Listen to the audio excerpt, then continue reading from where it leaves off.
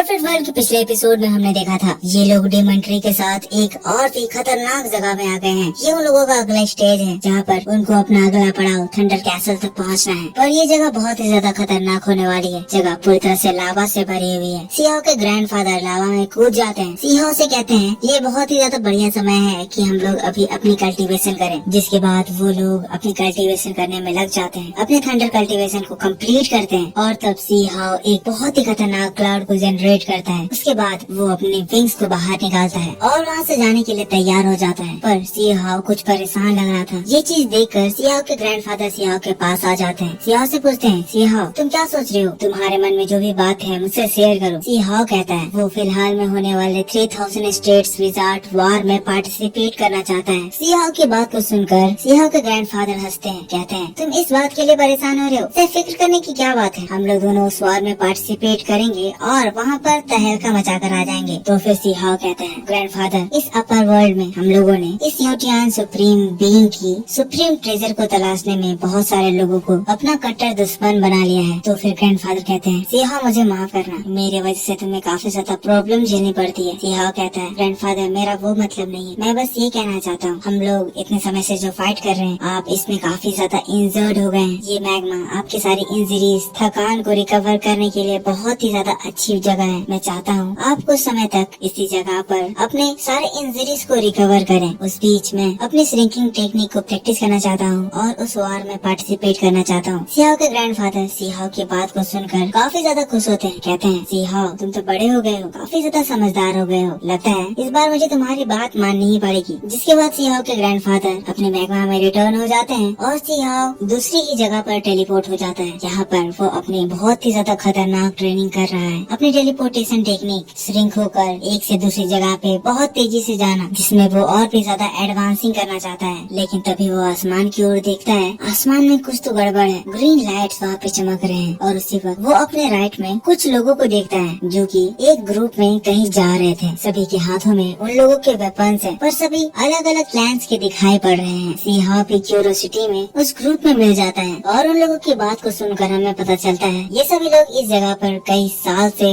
अटके हुए हैं और अभी ये लोग एक वर्ल्ड फॉरबिडन फॉर्मेशन की ओर बढ़ रहे हैं, एक बार दोबारा कोशिश करने ताकि वो इस जगह से बाहर निकल पाए। लेकिन तभी उस ग्रुप में हमें एक लड़की को भी दिखाया जाता है। सियाओ जब उसे देखता है, देखकर कहता है इस लड़की से मुझे एक फेमिलियर सी फीलिंग क्यों आ रही है। पर सीन शिफ्ट हो जाता है। वो लोग बढ़ते बढ़ते एक रूइन में पहुँचे हैं, थोड़ी देर आराम कर रहे हैं। तब सियाओ अपना आई ट्रेजर बाहर निकाल लेता है और उस आई ट्रेजर से उस लड़की को देखता है। लड़की को देखकर उसे उसकी आइडेंटिटी मिल जाती है। इसका नाम जूनसी है और अभी इसने अपना भेष बदला हुआ है। सियाओ इसको पहचानता है। सियाओ सोच रहा है आखिर ये इस जगह पर क्यों आई है, पता नहीं ये यहाँ पर किस चीज की तलाश कर रही है। लेकिन तभी आसमान में बहुत जोर से बादल गरजने की आवाज सुनाई देती है। ये देखकर सभी लोग रुक जाते हैं और तभी वहाँ पे एक पोर्टल जनरेट होता है। पोर्टल के अंदर से एक बहुत ही स्ट्रॉन्ग स्पीयर निकल कर आती है जो कि इतनी ज्यादा स्ट्रॉन्ग होती है जिसको देखकर सभी लोग वहाँ से डर के मारे भागने लगते हैं। वो स्पीयर जमीन में गिरती है, एक जोर का धमाका होता है और उसके बाद उस जगह पे एक खतरनाक आग फैल जाती है। काफी लोग उस आग में झुलस जाते हैं पर सियाओ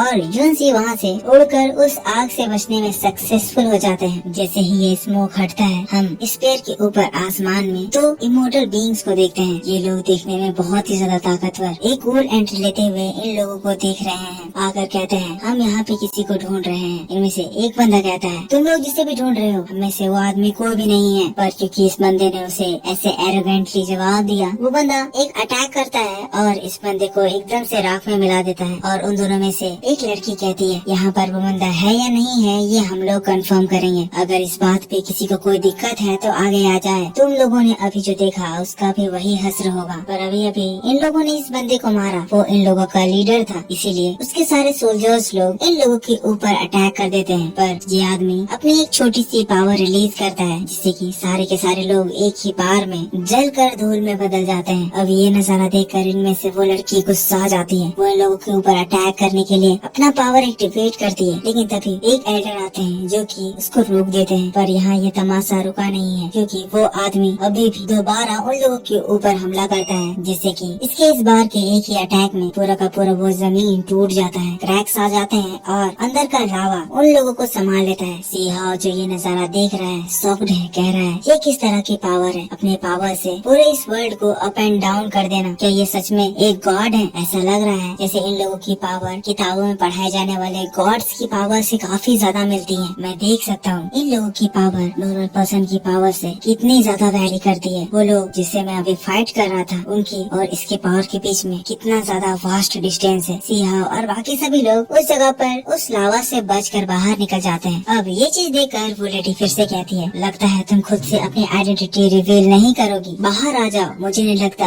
तुम जिस चीज को ढूंढने के लिए निकली हो वो डेस्टिनी स्टोन तुम्हें वो कभी भी मिल पाएगा। हमारे साथ मिल जाओ और तुम्हें वापस से तुम्हारी ग्लोरी मिल जाएगी। सिहाव ये सब चीज देख रहा है और काफी कुछ समझ रहा है। कह रहा है, लगता है यूएनसी के बारे में इन लोगों को काफी कुछ पता है और ये लोग जिस डेस्टिनी स्टोन के बारे में बात कर रहे हैं वो चीज मुझे काफी ज्यादा फैसिनेट कर रही है। आखिर वो डेस्टिनी स्टोन क्या है और इन जैसे गॉडली बीइंग्स उस चीज का क्यों तलाश कर रहे हैं। लेकिन दोस्तों तभी ही हम उस बंदे को देखते हैं जो कि अपने पोर्टल से एक बहुत ही ज्यादा खतरनाक तलवार बाहर निकालता है। तलवार बहुत ही ज्यादा बड़ी, बहुत ही ज्यादा डेंजरस लग रही थी, जिसको वो उन लोगों की और तेजी से फेंकता है। जैसे ही वो तलवार नीचे जमीन पर जाती है एक बहुत ही ज्यादा जोर का धमाका होता है। धमाके में सभी लोग इधर उधर उड़ जाते हैं। लेकिन हम उस लड़की यूनसी को देखते हैं जो कि सेफ है, जिसके सामने सिहाव आकर खड़ा है। एक्चुअल में सिहाव उसके उस तलवार को रोक दिया है। यूनसी जब अपने सामने सिहाव को देखती है वो एकदम शॉक्ड हो जाती है। सभी लोग दौड़कर अपने इस मास्टर को प्रोटेक्ट करने के लिए आ रहे हैं। पर ये नजारा जहाँ पर सिहाव इन गॉडली बीइंग्स के इस अटैक को रोक दिया है देखकर सभी लोग बहुत ही ज्यादा शॉक्ड है। तब दोस्तों सिहाव भी अपना रिपल्सिव ब्लास्ट जनरेट करता है और इस ब्लास्ट से उस गॉडली बीइंग का वो अटैक डिस्ट्रॉय हो जाता है। ये लोग अब सेफ है। अब ये चीज देखकर जोनसी सिहाव को बहुत ही अच्छे से थैंक यू कहती है। लेकिन इसके बाद हम लोग उस लेडी को देखते हैं जो कि कहती है, लगता है हमें जिसकी तलाश थी वो हमें मिल गया। लगता है ये वही है जिसके अंदर वो डेस्टिनी स्टोन फ्यूज है। कोई बात नहीं, हमारा वार क्लैन उसके बॉडी के अंदर से भी उस डेस्टिनी क्लैन को रिफाइन कर लेगा। लेकिन इन सारी हरकतों को देखकर उनमें से एक एल्डर बौखला जाता है। कहता है, सीनियर आप हम लोगों से इस तरह का व्यवहार कर रहे हैं, क्या आपको बिल्कुल भी डर नहीं लगता कि हम लोगों के सेलेस्टियल एंसेस्टर आप लोगों के साथ क्या करेंगे। तो फिर वो लेडी उसका मजाक उड़ाते हुए कहती है, मुझे पता है तुम्हारे एंसेस्टर्स जो कि 6 हेवनली बीइंग में से एक है, जो कि इवॉल्व होकर अल्टीमेट लेवल पे पहुंच गए हैं। पर हम ये बात भी जानते हैं कि अब तुम्हारे एंसेस्टर्स के पास सिर्फ एक ही रेलिक बचा हुआ है और अब इसके चांसेस बहुत ज्यादा कम है कि तुम्हारे रेलिक्स और भी ज्यादा रिवाइव हो पाएंगे। उनकी ये बातों को सुनकर फिर वो एल्डर्स और उसके साथी उन लोगों के ऊपर हमला कर देते हैं। पर सिहाव यूनसी को लेकर वहाँ से पीछे हटता है और तब वो लेडी उस जगह पर एक बहुत ही ज्यादा बड़े एलिफेंट बीस्ट को समन करती है। वो एलिफेंट बीस्ट इन लोगों के ऊपर हमला करता है, जिसको ये लोग अपनी पावर से रोकने की कोशिश करते हैं। पर ये अटैक उन सभी लोगों को एक ही झटके में जलाकर राख कर देता है। पर दोस्तों इसी बात के साथ परफेक्ट वर्ल्ड का ये एपिसोड इसी जगह पर खत्म हो जाता है। आई होप आपको वीडियो पसंद आया होगा। सिहाव मेन वक्त पर यूनसी को लेकर वहाँ से भाग गया है, पर आखिर यूनसी यहाँ पे क्या कर रही है और आगे सिहाव के ऊपर किस तरह की नई मुसीबत आने वाली है, ये सारी बातें हम लोगों को नेक्स्ट एपिसोड में पता चलेगी। पर अगर आपको अभी ये वीडियो पसंद आया है तो वीडियो को जरूर से एक लाइक करना, चैनल पर न्यू हो तो सब्सक्राइब जरूर करना। मैं आपसे मिलूंगा ऐसे ही एक न्यू इंटरेस्टिंग वीडियो को लेकर। तब तक के लिए take care, bye bye, thanks for watching.